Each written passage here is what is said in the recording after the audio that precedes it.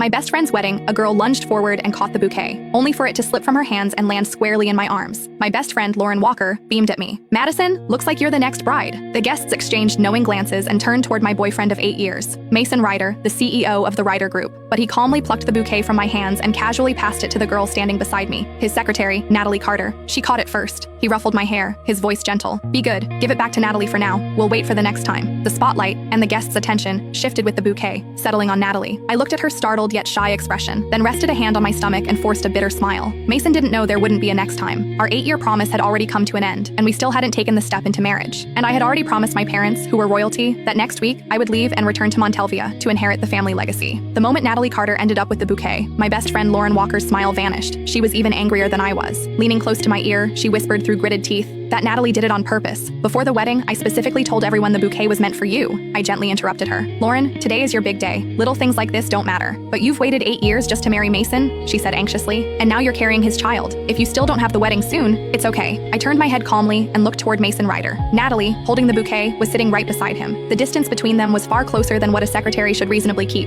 Most of the guests were friends who knew both Mason and me well. Their eyes drifted toward me, curious, sympathetic. Lauren grew even more upset and squeezed my hand tightly. "Madison, I looked into Natalie earlier. She's a calculating gold digger who specializes in seducing rich men. She's been trying to get close to your boyfriend for months. You need to be careful. Lauren, you're the most beautiful bride today. Don't worry about me." I squeezed her hand back and gave her a faint smile. "Besides, I'm not planning to marry Mason anymore. I haven't even told him I'm pregnant." My words were so shocking that Lauren's eyes widened as she stared at me in disbelief. After a long silence, she finally remembered that the wedding ceremony still had to continue. When the wedding ended, Lauren hugged me tightly. "Madison, if you need any help, just tell me. I support whatever decision you make." "What decision?" After she left, Mason walked toward me, calm as ever. "What were you two talking about just now?" Out of habit, he reached out and draped an arm over my shoulders. I shifted slightly to the side and avoided the gesture. "Nothing." He didn't seem to mind my reaction. With a soft laugh, he said, "Are you angry? Natalie caught that bouquet first, after all. She's a young girl. Of course, she dreams about weddings. Catching the bouquet was just her way of borrowing a little luck. Didn't we agree we'd wait for the next time?" He leaned closer, stroking my hair as he patiently tried to soothe me. "Why care so much about Lauren's bouquet? When we get married, I'll prepare an even more beautiful one for you. You can have as many bouquets as you want." Silently,